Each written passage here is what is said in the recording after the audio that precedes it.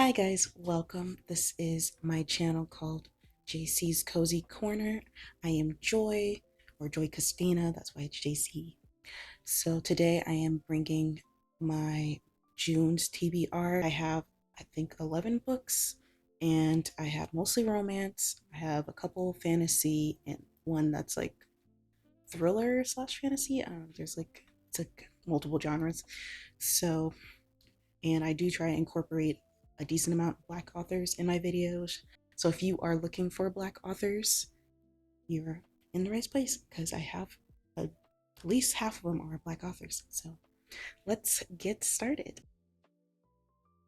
So I plan to read a lot of romance in June just because I want to get lost in a summer romance, and I feel like this is a good month to you're just starting to get the summery vibes. I feel like this will be good just to, get lost in myself, get lost in the romance, live vicariously through someone else. So that's why I have a lot more romance in this TBR. If you're not a romance reader, I have a couple other ones that I think should check out anyways. So the first book I am going to do is The Dating Playbook by Farrah Rochon. This one is going to be the second in the series. I think you can technically read all of them as standalone romances, but if you do want to like get the feel of the friendships and the like all the other characters that are probably going to be mentioned in each book, then definitely read them. I think this one will be a very cute summer read. It's a sports romance and fake dating. It follows Taylor. She's a personal trainer and she's just starting this personal training business, and money's getting a bit tight. She's not doing great with the financials right now.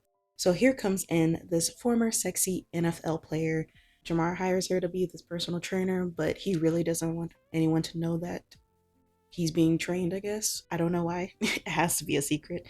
But when they do get seen together in public, Taylor says that they're dating instead of, hey, I'm his trainer. It's nothing crazy. So now they have to keep up this ruse that they're dating. So I think this will be a cute, fun romance. I do like fake romance, dating, like tropes, especially when they're done right. So I feel like since I liked the previous book, I will enjoy this. And I think the author will do it justice. So, okay, so the second book is Forget Me Not by Julie Soto.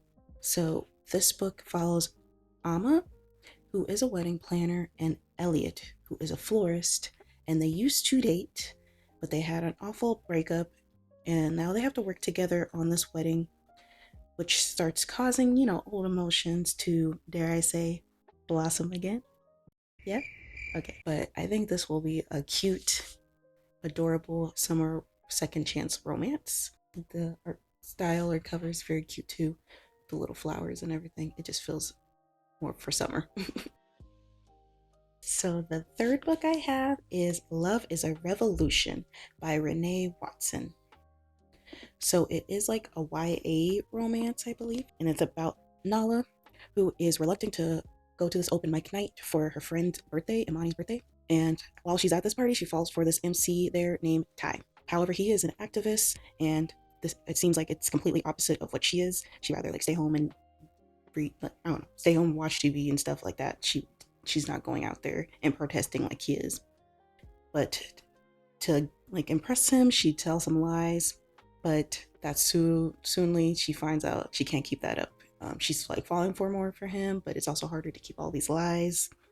And she has this also rocky like friendship with Amani. I'm gonna read actually what it said in the sleeve real quick. It says, "In Love is a Revolution, the ultimate love story is not only about romance, but also about showing radical love to the people in your life, including yourself." So I definitely think this will be a good, cute book. Definitely has a good uplifting message and about like self-love and acceptance. This next book, I have it on Kindle Unlimited, so like at least a couple of these books I don't physically have, so I'll show you like the covers and everything. In a Rush by Kate Canterbury. This is a sequel similar to the Dating Playbook. It has like a friend group that each book involves them in, and this one follows the friend Emmy from the first one and Ryan, who had a huge crush on Emmy in high school. They say he's like in love with her, but he's never told her this. and they made a pact in high school, like a marriage pact. Like, I guess if we're not married around this certain age, we should marry each other type of thing. Emmy, she is in this wedding for like she's in her best friend's wedding, and she needs like a new date because her ex now is a cheating groomsman. So she wants to get like revenge on him. And Ryan, he is also an NFL player. His reputation is like rocky right now. This is where that marriage pact comes in when they reunite. They get married because that will help his image and that will give her the revenge on her ex that she's wanting. Lines start to get blurred, and like similar to the first book, it is marriage convenience because that one was also marriage of convenience. So I've really loved the first one. It was like a sweet rom-com. So I think this one hopefully will be like another sweet, like funny rom-com kind of book. So I think it will be perfect for summer as well.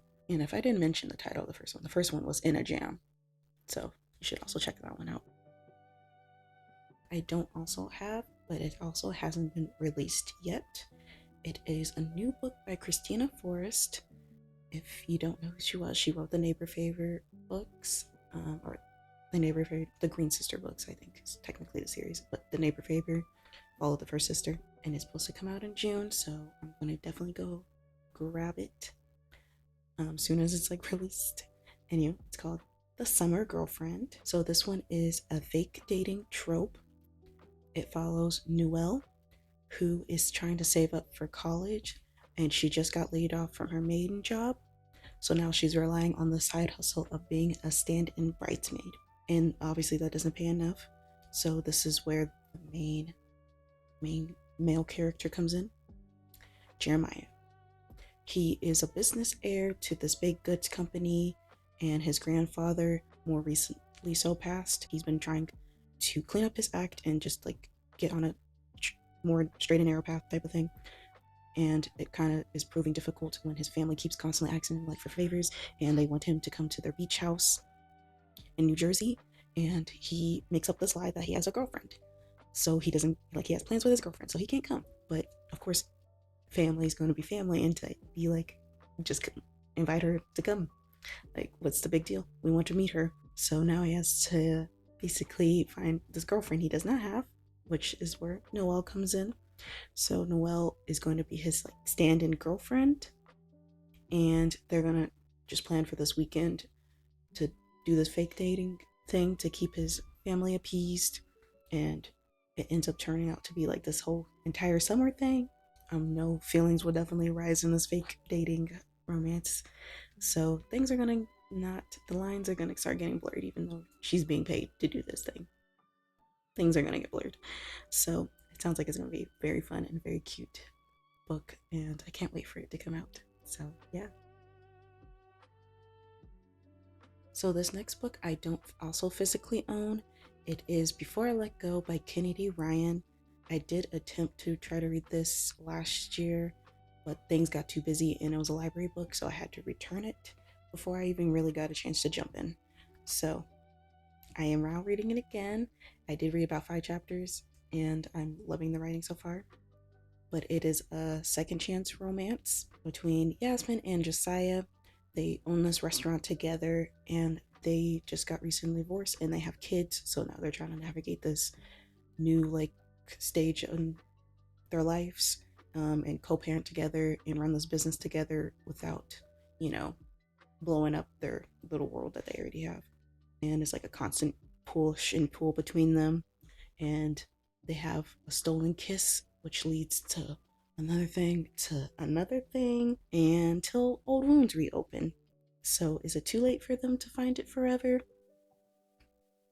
I don't know. I'll have to find out. They still have like feelings for each other because it ended more so probably on more outsiding factors than like what was going on feelings wise. So that's all I'm going to say so far, because I feel like there's multiple factors of why they ended things. I do like the author's writing style and prose. Like, that's what captivated me the first time. It was just so beautiful, and I wish I had more time to read it like last year, because everyone's been recommending this one, and I want to read the other ones that are like in the series. I already can feel like this one's gonna probably be an emotional roller coaster for me, but I will be seated and I will enjoy it.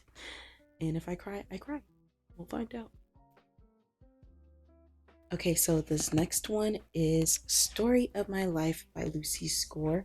I have started this one. Well, I started a while back, but again, life got busy, so I did not get super duper far in it. But I did get like a good chunk in there, so I'm gonna pick it back up.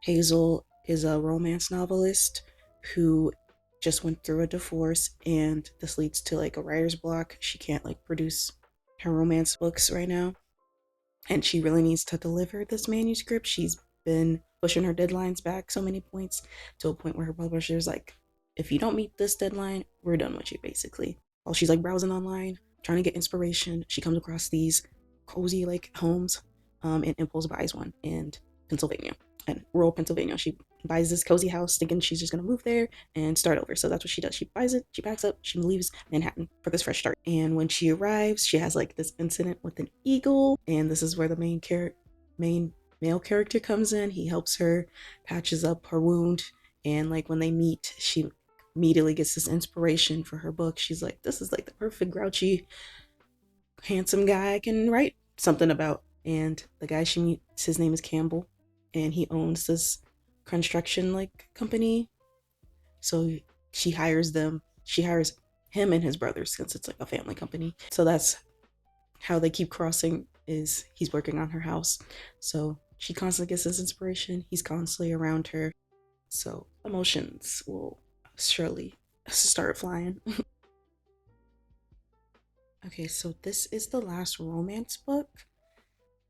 So it is Curvy Girl Summer by Danielle Allen. I'm also going to read this on Kindle Unlimited.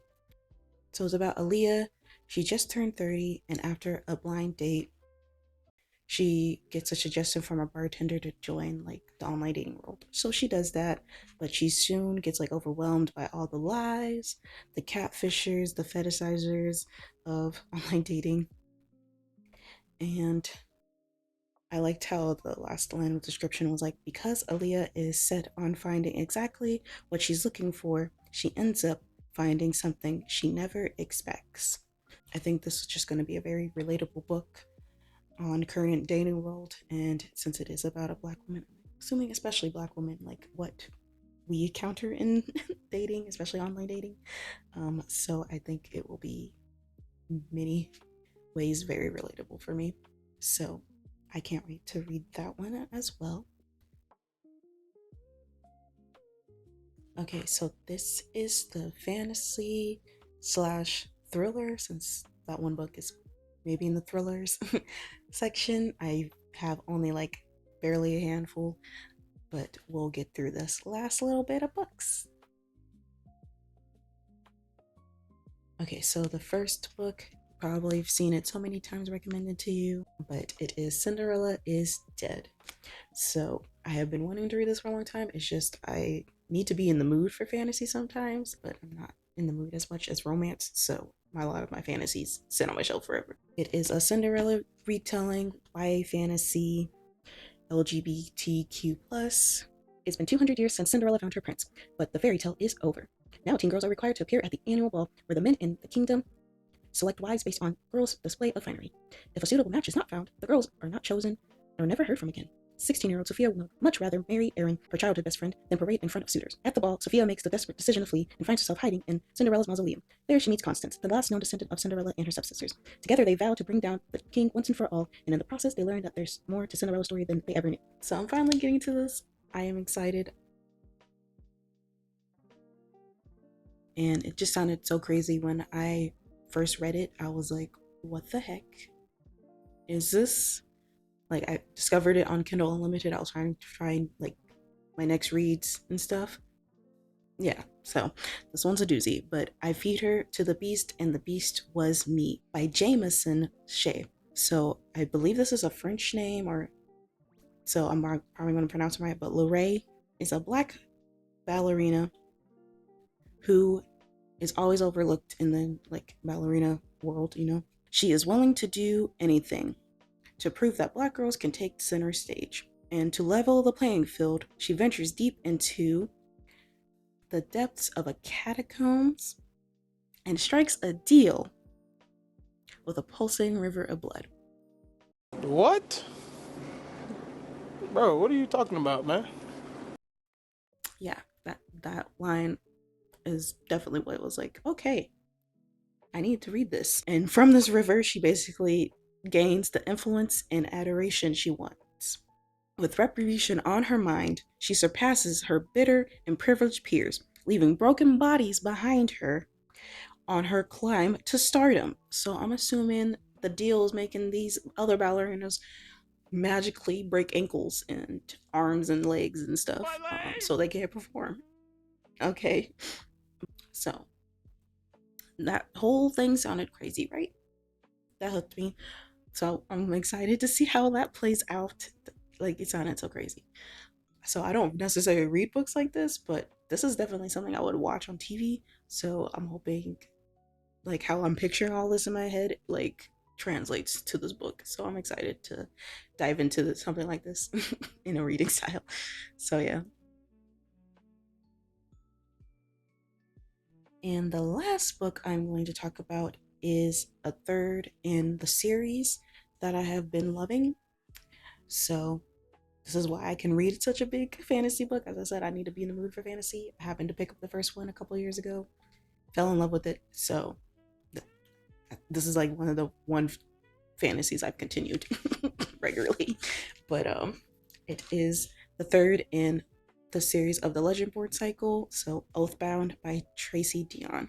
And so far she is like one of my favorite writers. I just really fell in love with this writing.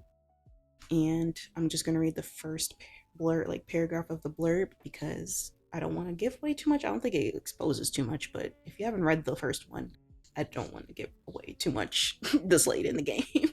This gives into more like of the world building and everything, and I don't want that to be ruined. Like, everything you experience should be like exposed in the first book. So, and I feel like you need context. I love the art styles of the covers and stuff. But yeah, I'm excited to read this one, even though it is like each one keeps getting like thicker. So that is all the books I plan to read this month. We'll see how much I actually do get to read. Life gets busy, as I said. I know I can read. Technically, I only have like 11, and I've read 10 before in like a month, or like at least a summer before. So I know I can do it if I push myself and I like really lock in.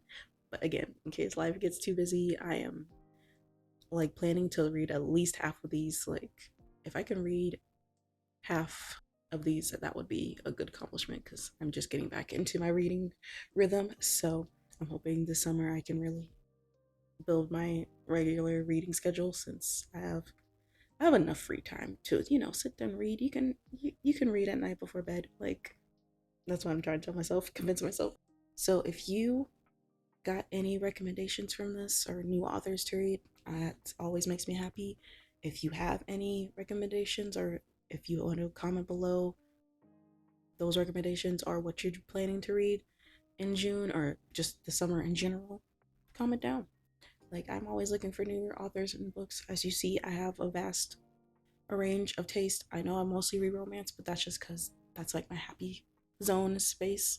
But I do want to read more stuff outside of that, because without school, I think that's the reason I never like would read other things. Because with school, when I was in school, I had so many different type of books I had to read for school, because I was a literature major. So we read a lot. I got exposed to a lot of stuff then, but it's been like a year now. But I need to branch out again. School let me, it had like a steady pace of things I wouldn't normally read, and forced me to do things. But now I need to force myself to do these things, because it's not required for a grade now.